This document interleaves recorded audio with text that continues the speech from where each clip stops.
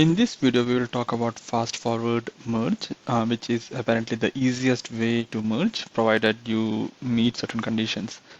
Fast forward merge is easy, but the catch there is that in the fast forward merge, after creating the new branch, there should not be any changes in the master branch. So what I mean is, in this diagram, you saw that we updated file A, file B, and then we updated file B, all good. We created a new branch here and then only worked on the branch. No one actually updated anything in the master branch. So we can quickly merge the feature one branch back into master by using fast forward merge. Let me show you what I mean. So let's see what branch we are in currently. So I am on branch feature one, and if you go to that code base in here, you can see in the branch we have this has file B version 1 feature and file A has file A version 1 feature, right? And my master branch, if I do that,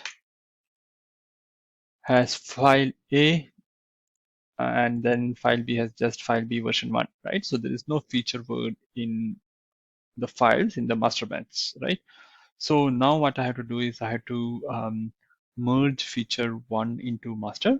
So what you have to do is, again, I'm already on master. So you need to be in your master branch and then you have to run this command and git merge feature one while on being the master branch.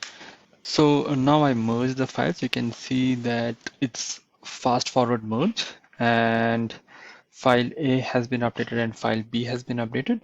Now, if you go back to the file system and check for both the files, so in here, you can see that file A has version 1 feature and file B has version 1 feature 2. And we are on currently master batch. So you can check that through the status. You can check that through the git status command. So we are on master branch and our commits are reflecting whatever the branch had.